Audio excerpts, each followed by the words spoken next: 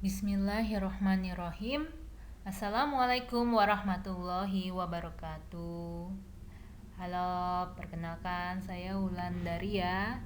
Saya akan mengajar manajemen operasional kelas R3 semester 3. Nah, ini kita akan membahas bab 1 dari bukunya Heizer dan Render dengan judul babnya operasi dan produktivitas. Sebelum masuk ke materi apa itu manajemen operasi, saya ingin menerangkan 3 fungsi penting dalam organisasi atau dalam perusahaan. Di dalam suatu organisasi atau perusahaan ada 3 hal penting yang harus ada, yaitu pemasaran, produksi atau operasi, dan keuangan. Pemasaran sangat penting dalam suatu perusahaan. Itu bertujuan untuk menciptakan permintaan. Jadi, dalam pemasaran bagaimana caranya mendapatkan customer yang akhirnya customer itu bisa menghasilkan suatu profit bagi suatu perusahaan tersebut. Dan kemudian juga ada yang namanya bagian produksi atau operasi, yaitu menghasilkan produk atau jasa. Di sini makna produksi itu lebih menghasilkan produk atau jasa, tapi kalau makna operasi itu lebih luas. Jadi produksi itu ada di dalam operasi, atau enggak produksi itu ada di dalam manajemen operasi. Makanya kita belajarnya manajemen operasional, bukan manajemen produksi. Poinnya di sini bagian produksi itu bagaimana si perusahaan itu menghasilkan suatu produk atau jasa yang diminati customer.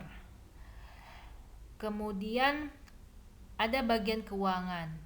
Nah, bagian keuangan ini bagian yang bagaimana di dalam bagian ini perusahaan itu dapat memperoleh dana, kemudian dana itu bisa digunakan dalam proses atau dalam aktivitas bisnisnya, kemudian akhirnya dari aktivitas itu akan menghasilkan suatu profit atau keuntungan bagi perusahaan.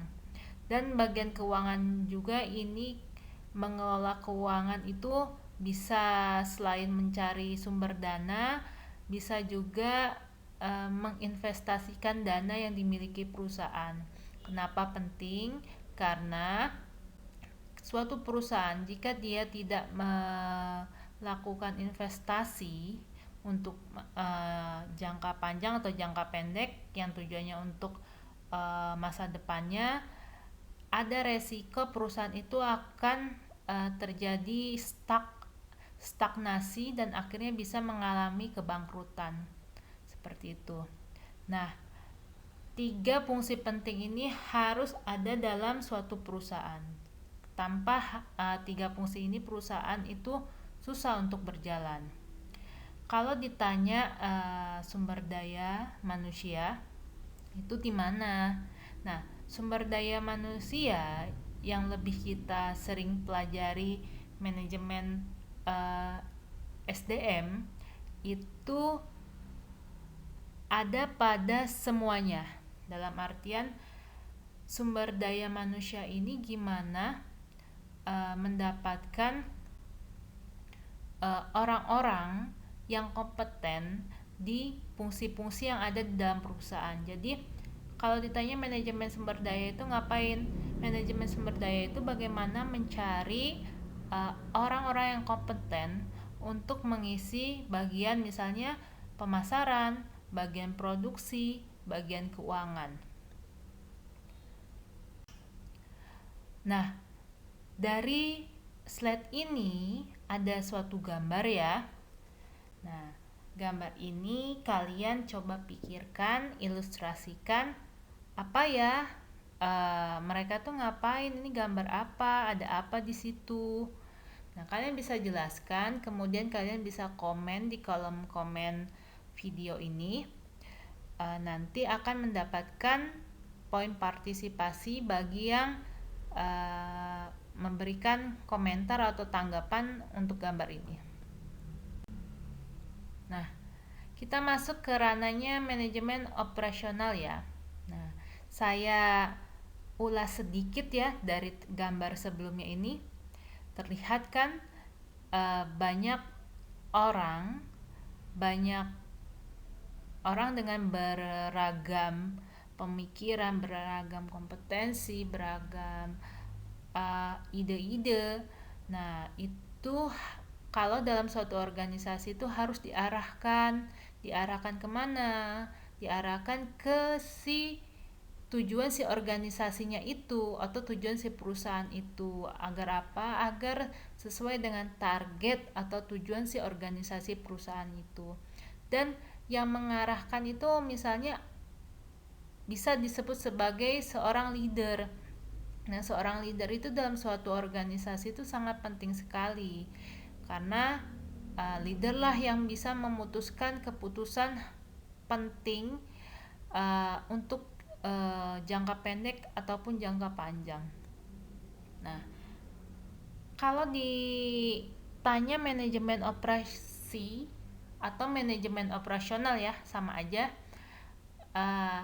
Kalau dalam bukunya Heather dan Renner, dia menjelaskan gini, manajemen operasi adalah suatu rangkaian aktivitas yang menciptakan nilai, di mana dalam nilai itu bisa berbentuk berupa barang ataupun jasa yang dibuat dari proses transformasi melalui input sehingga menghasilkan suatu output.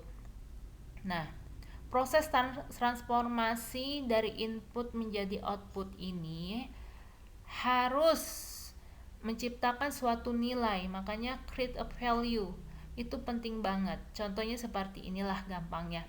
Misalnya kamu minum air di cangkir.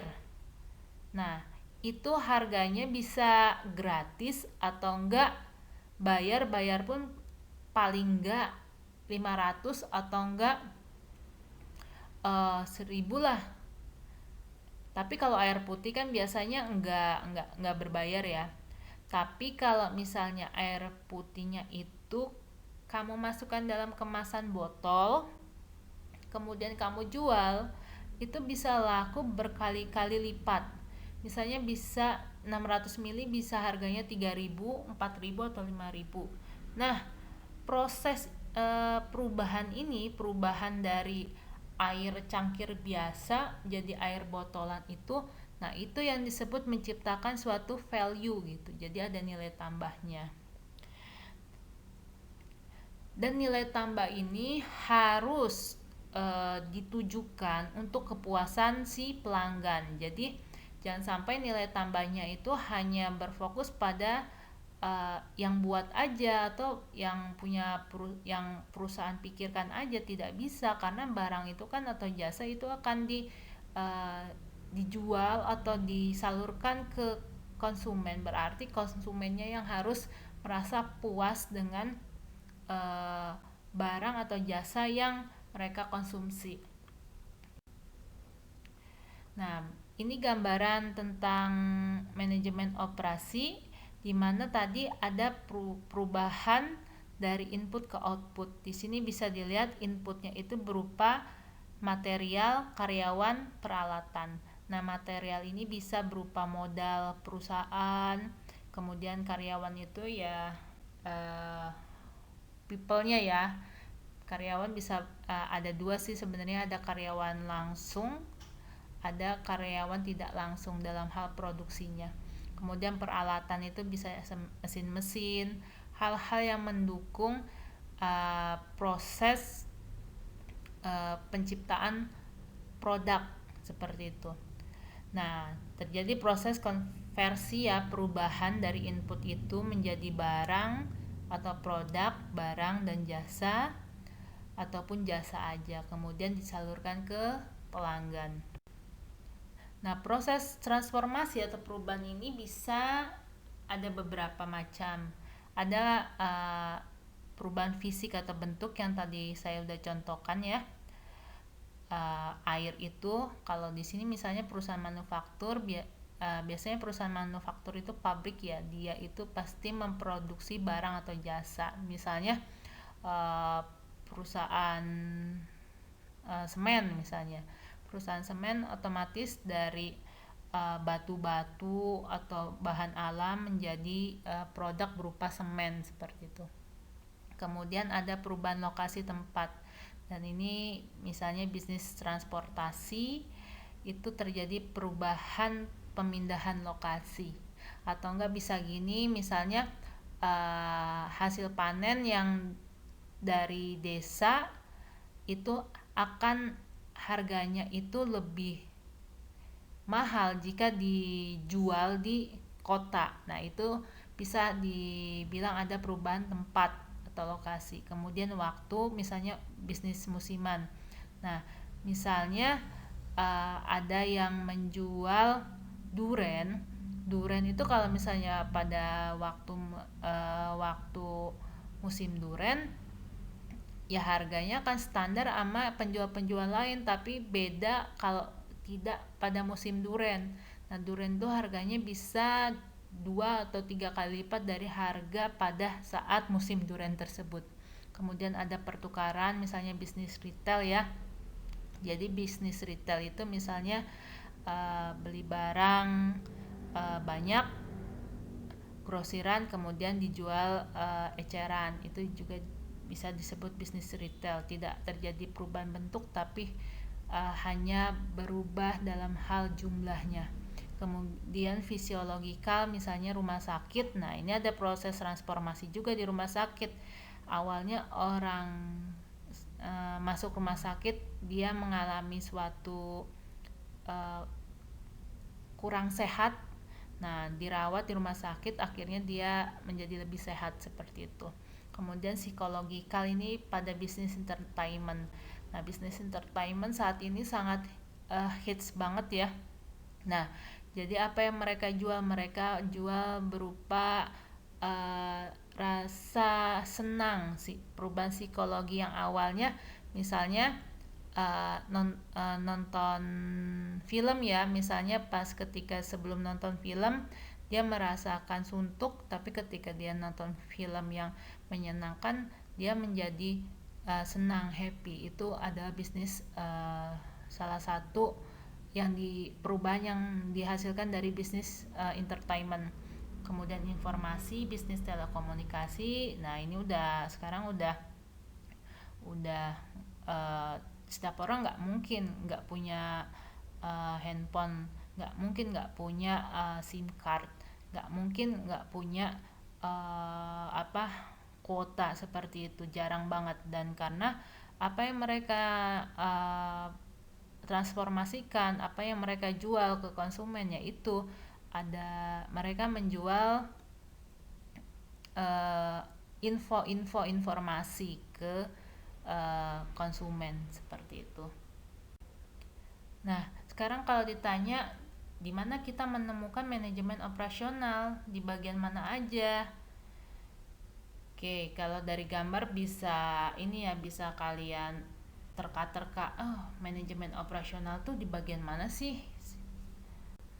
Nah, kita ambil contoh di bank ya. Di bank itu, nah ini kan ada yang setelah komersial bank itu ada 3 kotak ya, marketing, operation, dan finance. Nah, kita fokus yang warna kuning, yang operation. Nah, kalau di bank bagian operasionalnya itu bisa di teller scheduling, check clearing, transaction processing, bahkan juga sampai security. Dia melakukan atau mengaplikasikan manajemen operasional.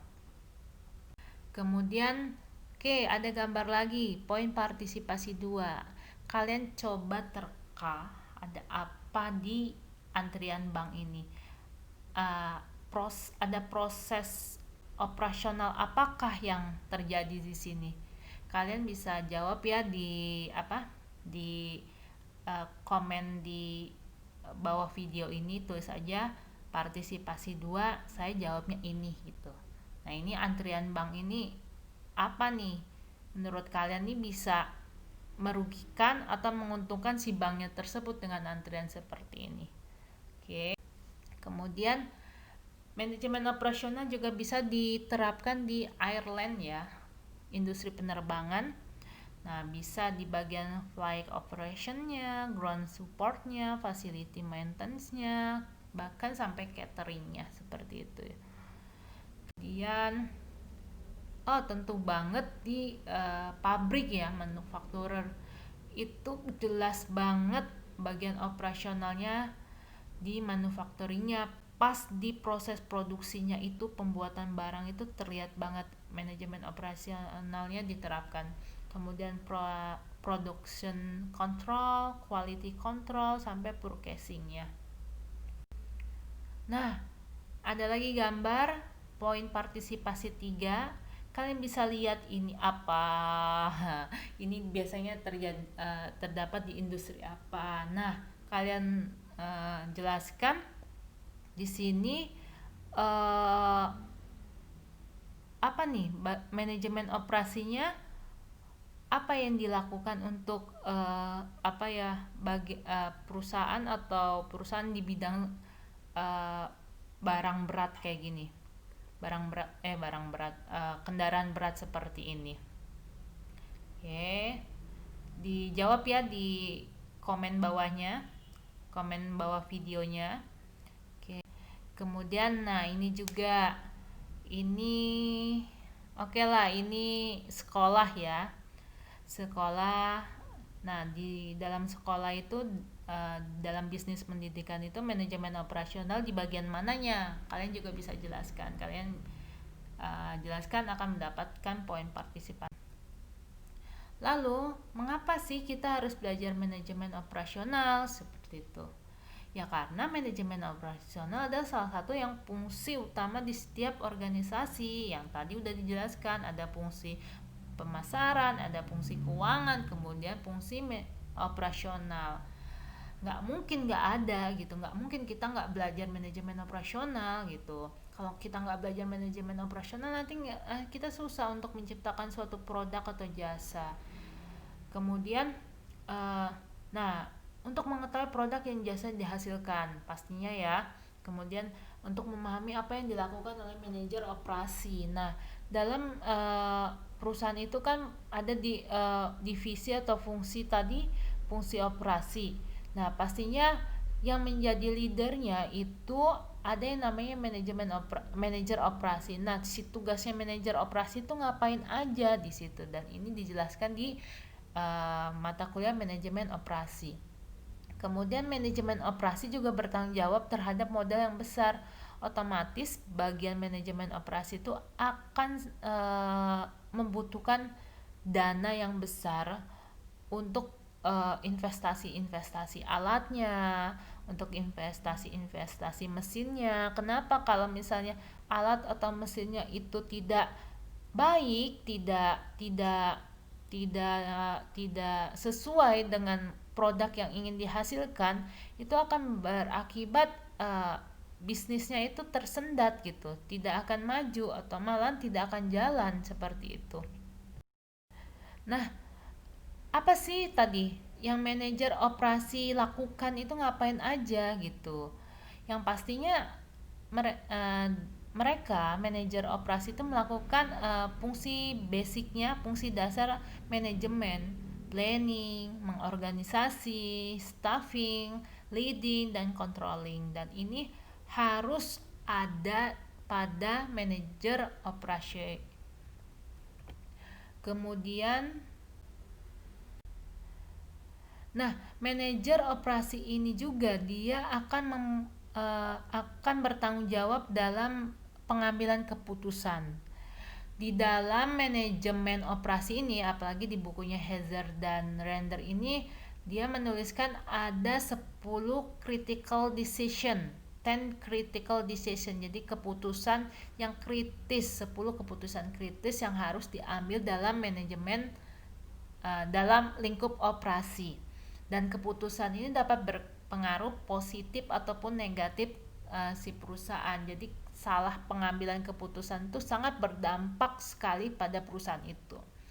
Nah, yang keputusan pertama ini misalnya mendesain jasa dan produk, kemudian manajemen kualitasnya seperti apa, kemudian desain kapasitasnya, proses produksinya seperti apa, lokasi yang dipilih harus seperti apa, desain layoutnya, tata letaknya harus bagaimana, kemudian sumber daya manusianya pun harus jelas, mendesain pekerjaannya seperti apa, kemudian manajemen rantai pasoknya, manajemen persediaannya, inventory ya, kemudian penjadwalan dan terakhir maintenance.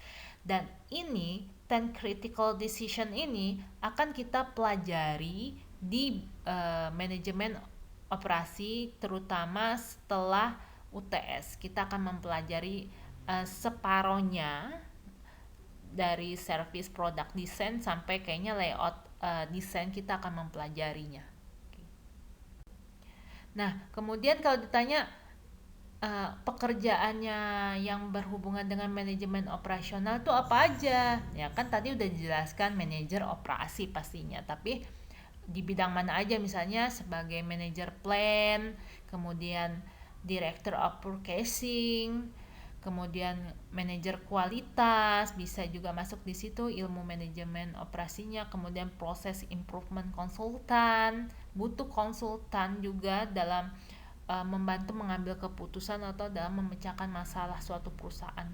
Kemudian juga bisa sebagai supply chain manager and planner. Dan lingkup kita mempelajari manajemen operasi itu sangat luas. Jadi ini ilmu yang benar-benar sangat bermanfaat sekali kalau kalian paham dan bisa mengaplikasikan nanti dalam suatu pekerjaan atau saat ini dalam suatu kehidupan kalian. Kemudian nah di sini ada historinya tentang perkembangan manajemen operasi. Jadi awalnya si manajemen operasi itu fokusnya itu pada biaya.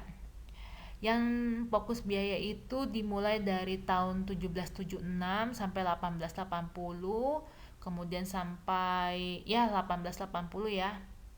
Nah, ini rank-rank pada masa revolusi industri ya. Ketika ditemukan mesin uap oleh James Watt itu kemudian berkembang, akhirnya ada penemuan lain, dan ini adalah arahnya itu hanya fokus pada biaya, gimana menekan biaya serendah mungkin, seperti itu. Kemudian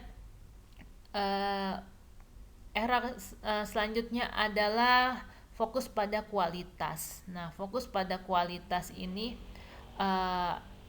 gimana si customer ini sekarang udah punya banyak pilihan dibanding sebelumnya yang cost focus itu. Jadi customer udah paham mana barang yang baik dan mana barang yang tidak baik. Makanya pada era ini 1980 sampai 1995 fokusnya pada kualitas. Kemudian lanjut lagi fokus pada customisasi atau customization fokus.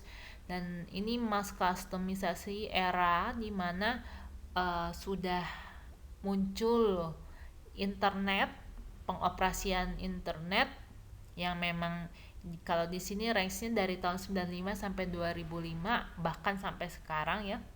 Nah, di fokus customisasi ini gimana si produk itu benar-benar sangat sesuai yang konsumen inginkan, mau seperti apa, dan harus cepat, kemudian berkualitas, dan juga pada era ini udah fokus pada lingkungan. Jadi produk yang dihasilkan tuh nggak boleh mencemari lingkungan seperti itu. Kemudian di mana kita sekarang? Nah, tadi saya udah jelaskan ada revolusi industri 1 ya.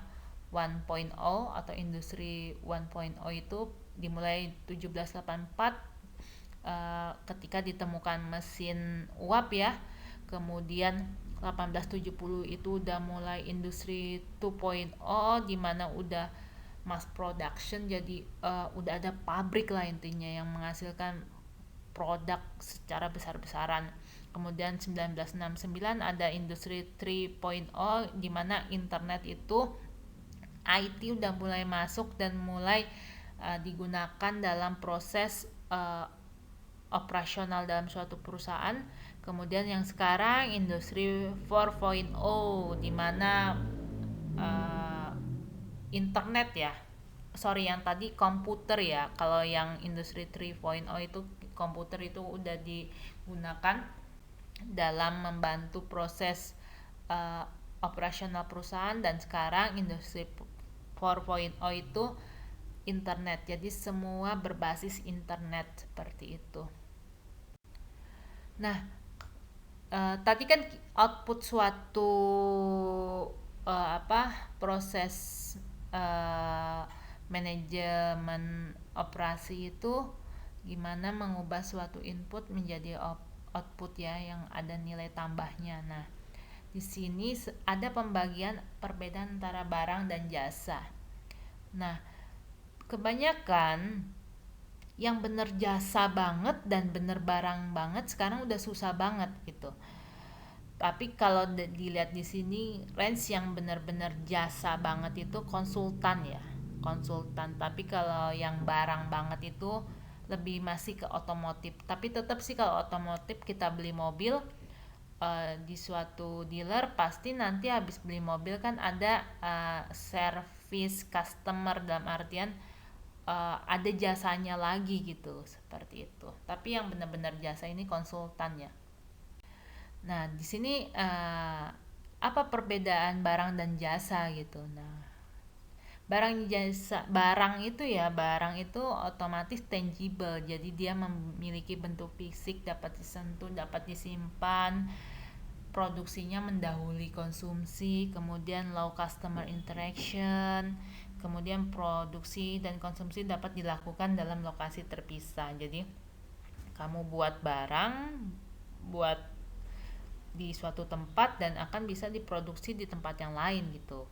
Kemudian standar kualitasnya relatif mudah diterapkan karena namanya barang ada bentuknya, ini barang baik, barang tidak baik itu langsung bisa kita putuskan seperti itu. Tapi kalau jasa itu berbeda banget ya, dia intangible product. Kemudian produksi dan konsumsinya pada waktu bersamaan. Contohnya kayak di gambar ini. Nah, di gambar ini kan ada dentis ya, dokter gigi. Nah, dokter gigi itu sebagai produsennya yang akan menghasilkan suatu jasa, kemudian yang pasiennya itu sebagai konsumennya yang akan mengkonsumsi jasa pada saat itu, dan itu tidak bisa dipisah waktunya. Jadi saatnya itu pada saat itu. Dan biasanya unik ya, unik dalam artian setiap yang memberikan jasa itu yang dirasakan konsumen itu berbeda-beda seperti itu.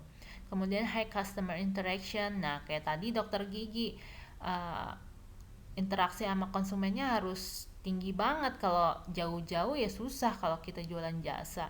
Kemudian standar kualitas relatif sukar ditentukan, ya itu karena unik. Nah, itu akan susah standarnya seperti apa. Kemudian kalau jasa itu often knowledge based, jadi harus didasari oleh pengetahuan ya. Misalnya dokter gigi itu harus punya ilmu gimana cara mencabut gigi kayak gitu. Misalnya dosen harus tahu ilmu gimana mengajar seperti itu. Jadi itu disebut often knowledge based. Kemudian kita masuk ke produktivitas ya. Jadi produktivitas itu adalah rasio dari barang yang sudah output barang atau jasa yang dibagi sama inputnya, yang masukannya itu berupa sumber daya seperti pekerja atau modal gitu. Nah, tujuannya apa produktivitas itu? Tujuannya untuk meningkatkan. Jadi Meningkatkan apa? Yaitu kita bisa melihat suatu perusahaan itu produktif atau enggak itu dilihat dari output yang dihasilkannya, seperti itu. Dan biasanya output yang dihasilkannya itu udah ada standarisasinya. Oh, misalnya per hari dia harus produksi 500 unit. Kalau misalnya di bawah 500 unit itu bisa dibilang perusahaan itu nggak produktif karena dia tidak bisa mencapai 500 unit, seperti itu. Nah, di sini important notes. Production is a measure of output only and not a measure of efficiency. Jadi produksi itu hanya mengukur outputnya aja dan tidak mengukur seberapa efisiensinya dia. Yang tadi yang saya jelaskan itu, kamu dibilang produktif itu ketika ya kamu bisa mencapai targetmu, tapi kita nggak bisa lihat apakah yang dicapai itu kamu lakukan secara efisiensi atau enggak gitu. Nah, di sini di buku ini juga ada menceritakan tentang the economic system ya. Economic system ini di Amerika ya, ketika ada inputnya berupa pekerja, labor, capital, modal, dan manajemen. Manajemen itu bisa menjadi input. Kemudian ketika diproses, pada prosesnya itu ternyata ada kenaikan produktivitas sebesar 2,5%, seperti itu. Kemudian akhirnya outputnya produk dan jasanya itu ya diterima oleh customer gitu. Jadi produktivitas ini memang harus diketahui ya, seberapa besar nanti output yang akan dihasilkan. Kemudian kalau tadi menghitung produktivitas itu kan output dibagi input ya. Jadi produktivitas lagi mengukur proses improvement. Improvement itu kenaikannya seperti apa. Kemudian outputnya itu harus naik. Inputnya tetap itu masih bisa dibilang produktif ya. Kemudian kalau outputnya tetap, inputnya turun, itu juga bisa dilihat produktivitasnya. Kemudian kalau outputnya naik, inputnya naik, tapi tetap output itu harus lebih besar daripada input, seperti itu. Nah, itu tadi single faktor productivity ya. Kalau uh, ada di buku itu multifaktor productivity. Jadi yang membedakan inputnya, tadi inputnya hanya satu doang ya kalau single. Kalau yang multifaktor inputnya banyak. Jadi output dibagi, inputnya labor, material, energi, capital, miscellaneous, seperti itu.